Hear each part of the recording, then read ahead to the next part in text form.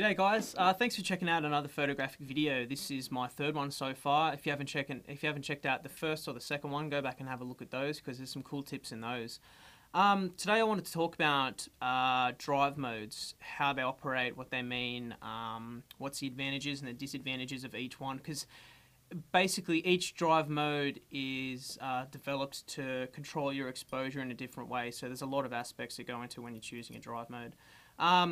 Today I've got a Nikon D3S, D300 and a D3100, so I've got a pro level DSLR, an advanced amateur and a beginner, and I'll show you how it works on each one.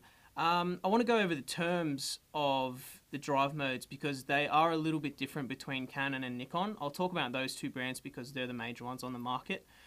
With Nikon, the four common drive modes are P, S, M, and A, and what they stand for is programmed auto mode is P, S is shutter priority, A is aperture priority, and M is complete manual or full manual. On Canon, it's a little bit different. They've got P, TV, AV, and M. So what that stands for, P is programmed auto, TV is time value or shutter priority, AV is aperture value or aperture priority, and M is full manual as well. More or less they do the exact same thing on each brand, but they're just abbreviated a little bit differently.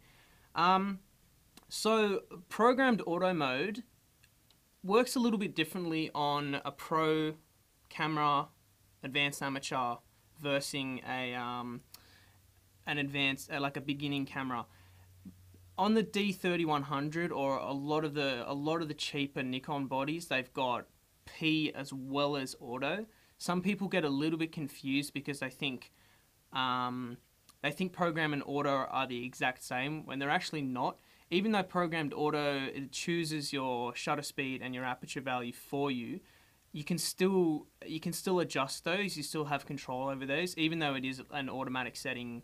It chooses your exposure for you. It meters inside the camera, and it chooses the values, and it's gonna say what it thinks is gonna be the best outcome. If you're running complete auto mode on the D3100, you have no control. The only thing you might be able to adjust, I'm not 100% sure, is the ISO.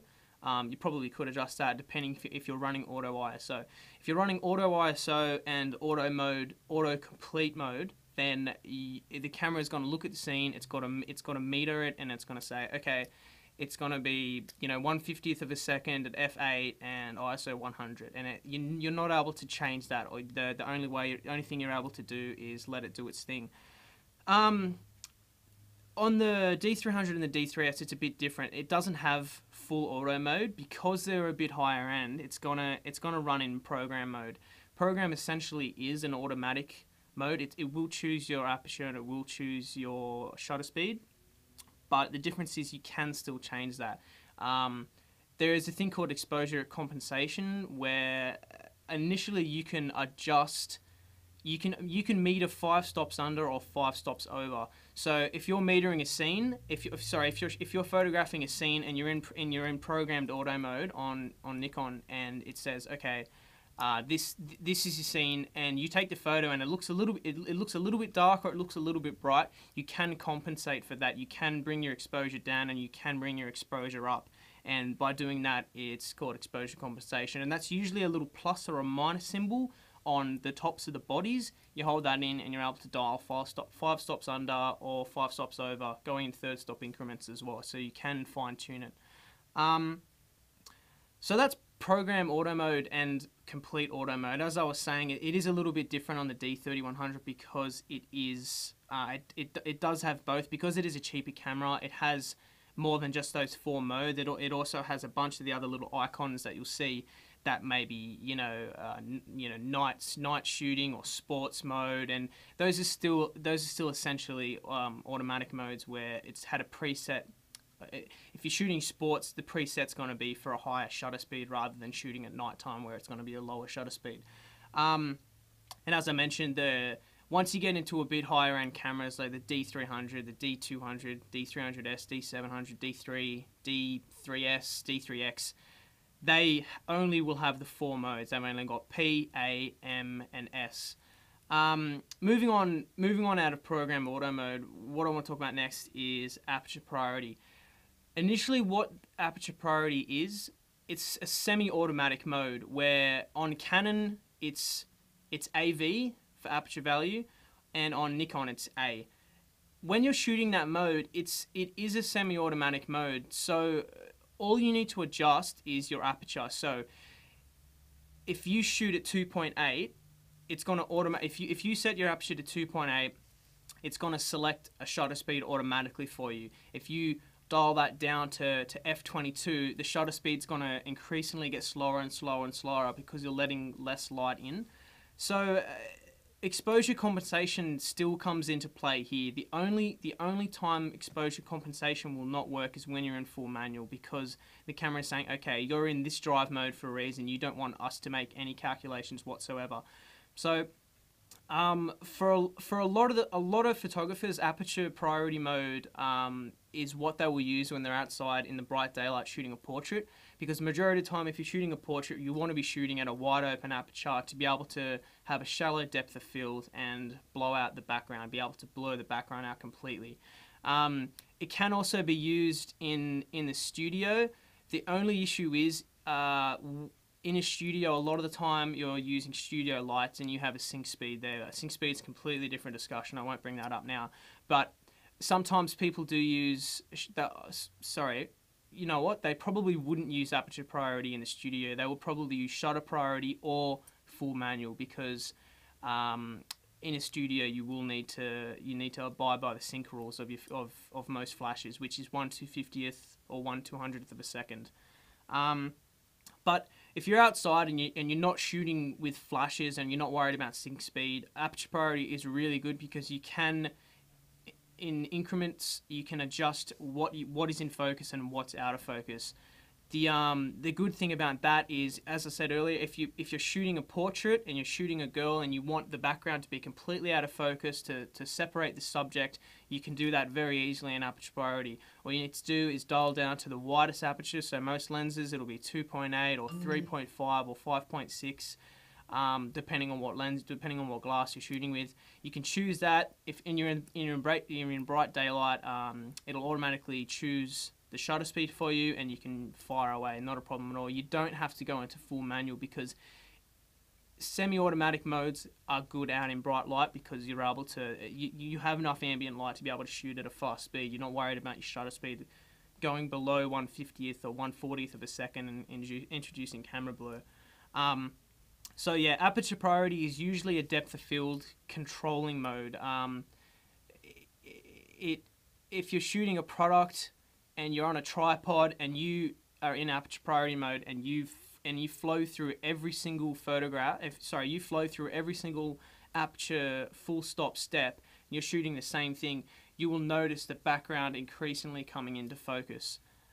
So that's really what aperture priority is good for, in my eyes. The other one is shutter priority. So again, a semi-automatic mode where exposure compensation completely plays a part in. If you're not happy with the photograph, you can dial it 5 stops under or 5 stops over in 3 stop increments. Third stop increments. Shutter priority is really good for sports. Initially, what it's going to do is it's the exact opposite to aperture priority. You're going to choose your shutter speed, and the camera is going to automatically choose your aperture. So if you are, for instance, if you were out in shooting a sports game, you're shooting football, and you want to, if you're doing anything with sports, you need to be at a really fast shutter speed anyway. I mean, most of the time you need to be at 1/1000th of a second or 1/1250th of a second. Anything like that, you need to be at that shutter speed to be able to freeze the action. And if it is really bright outside and you're shooting at that shutter speed, the good thing about shutter priority is it's going to automatically adjust your aperture. So it's probably going to drop it down to f11 or so, or maybe open it up a little bit more, because there's enough ambient light to be able to shoot at those speeds, and you don't need to be wide open on your aperture. If you were to shoot at f2.8 or f1.4 on a bright sunny day at 12/50th of a second, it's still going to, your image is going to be overexposed. You need to be at least probably f8 or f10 in a bright situation. I mean, that's what I've encountered several times, and I've noticed that shooting in shutter priority outside in the bright light is really easy. You're not having to calculate it yourself. Another thing shutter priority is really good for is slow shots. So if you're doing really long exposures, so 30 seconds, or even if you're doing a time lapse, you're able to set it in as shutter priority, change your shutter speed to 15th of a second. It's gonna counter react and automatically adjust your aperture. So 15th of a second, it might close the aperture down to maybe f8 or f10. So I mean, each of these modes you can use in different ways. You can use them however you like. Some people shoot in program auto mode all the time, and there is nothing wrong with that. I mean, I personally recommend that as soon as you get a camera, move straight into the semi-automatic modes or even full manual, because that way you're able to understand how your exposure triangle works. The exposure triangle is initially your aperture, your shutter speed, and your ISO, and those three elements is what creates a perfect exposure. So if you're always shooting in programmed auto mode or complete auto mode, you're never going to know what it's going to do, and the camera sometimes can be off. It sees colors, it sees exposure in a different way than we want it. A lot of times if you're shooting on white and you're in an automatic mode, it's going to come out grey. It's not going to look white. It's not going to look black. It's going to look grey. So that's what I'd always recommend is when you first get in a camera, move into a semi-automatic mode, or even if you're comfortable with it, move straight into a full manual mode and experiment that way. It's digital. You don't have to worry about film. We've moved out of those days. It's all digital now. It's as easily as hitting delete and changing your settings and shooting again. It's a really inexpensive way to learn how that triangle pulls together to create a perfect exposure. So the last one is full manual, and full manual mode is what I'm in probably 90% of the time. The only time I'm really out of it is if I'm doing a long exposure late at night, if I'm doing cars on a freeway and I want a really long exposure, 15-30 seconds. But the majority of the time I'm in manual. Reason for this is after shooting for quite a while now, you pick it up, you go outside and you can look at a scene. And when I first started shooting, if somebody said to me, yeah, you need to be shooting at 1/400th of a second at f2.8 ISO 100, I wouldn't have an idea what they're talking about. I mean, it's taken me years to understand how it all pulls together and how those terms correct your photograph and how you get a perfect exposure. And most of the time, I walk into a situation and I can be in manual and choose my aperture and choose my shutter speed and choose my ISO, and I'm pretty much close to the money. And then, I mean, it's taken me a long time to get to that stage, but right now I feel comfortable to be in manual all the time. It's not that often that I'm in any other. I'm never in program or auto mode. My camera has it, but I'm never in it.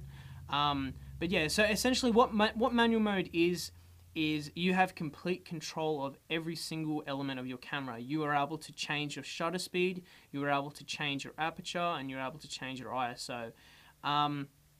It isn't doing any horsework for you. The camera is completely relying on you to create that perfect exposure. One thing to note is exposure compensation does not work at all in full manual mode. Because the camera's built to think, okay, manual mode, it knows exactly what he wants, there we go. Digital cameras are getting so sophisticated now that the light meters are getting better and better in them. So you can be in manual mode, and at the top of the LCD screens or the LEDs, whatever they are, you have your meter, and you can easily see if you're a stop under, a third stop under, 2 stops over, and you can change it.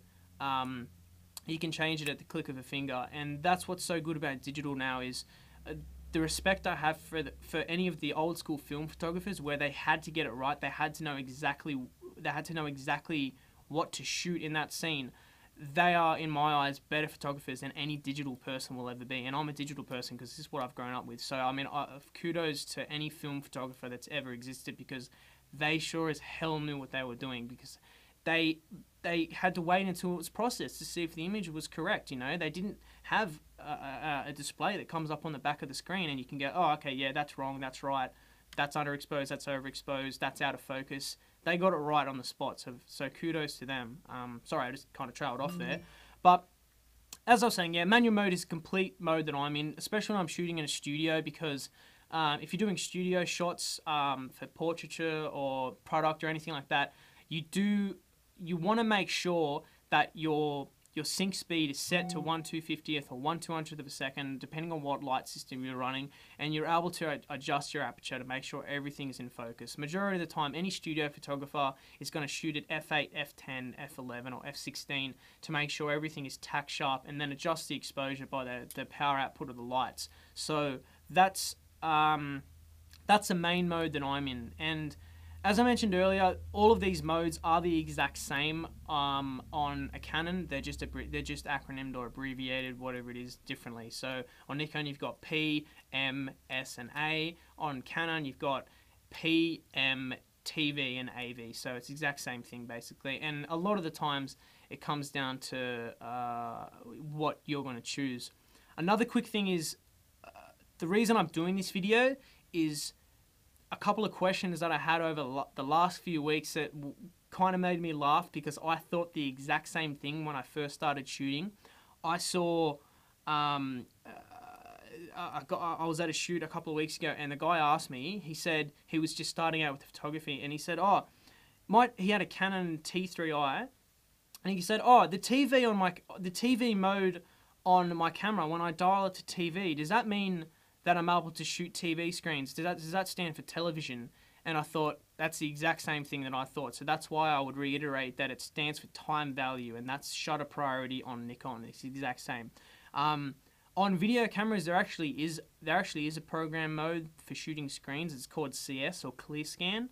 But you know, that's a whole different thing. That's basically for when if you ever put your camera towards a TV screen, you'll see it start doing the rolling shutter, and you start seeing it flicker a lot. So on video cameras, they do have a mode for that. It's called clear scan. But that's I just found that funny that he thought the exact same thing as I did probably 4 or 5 years ago. I thought, yeah, TV stands for television. It's for when I'm photographing people and there's a TV in the room. It's not. It's time value. It stands for shutter priority on Nikon, time value on Canon. Anyway, I hope that helped, guys. Sorry if I kind of, mixed it up, or if I had any information that was a bit out of the way, if I trailed off. As I said, I'm only really starting out doing tutorials. I really hoped I can help. If you guys want me to do any tutorials on anything, please comment on this video. Subscribe to my channel. Just send me an email at phil.lagettie@palmedia.com.au, or check out my website, which is palmedia.com.au. I really want to continue doing this because I really enjoy helping people, because there's so many people that have done tutorials online that have helped me photograph, so I really want to continue doing this. So again, I just want to say thank you to everyone that's commented and checked them out and just said good feedback, bad feedback, whatever. I'm just really happy that I could help anyone. All right, thanks heaps, guys. Cheers.